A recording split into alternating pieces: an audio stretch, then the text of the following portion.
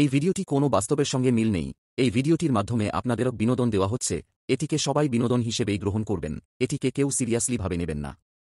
চল দিনটা ভালো আছে, মদ খাবো। হ্যাঁ মদ খাবো চ, কিন্তু পয়সা তো নাই। মদ খাবো। ওই তো একটা দূরের লট দেখাচ্ছে, চ চ চ চ চ চ ওখানে বসে আজকে তাহলে লট দেখতে পাচ্ছি এখানে। দাদা বলছি যে সাইকেলটা কোথায় বিক্রি হবে দেখুন তো একটু। চ দেখে সাইকেলটা দেখতে দে। সাইকেলটা পুরা নতুন সাইকেল, একটা ব্ল্যাক ডগের দাম দিয়ে দে, সাইকেলটা এখন দিয়ে দেবো। বুঝলি সাইকেল তোমার হচ্ছে বেশি কিছু না, কত দাম দিয়ে বললি? একটা দাম দিয়ে দেবো। মাথা বাসে ঠিক আছে, কমে দিয়ে দেবো। চোরাই যেটা বললাম বলি সেটা দিব। দেখ একটা কান্টির দাম দেবো বল। দাদা হবে না, একটা কালো কুত্তার দাম তো অত্যন্ত দাম। দেখ ভাই কান্টি বলেছিল তোরাকে চাট খরচা বিড়ি খরচা সব দিয়ে দেবো। আজকে মদ খাওয়ার খুব ঠিক আছে। ঠিক আছে তাহলে ওই দামে সাইকেলটা দিয়ে দেবো।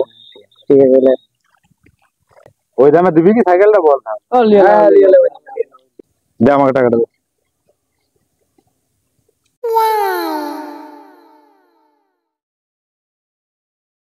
টাকাটা লে।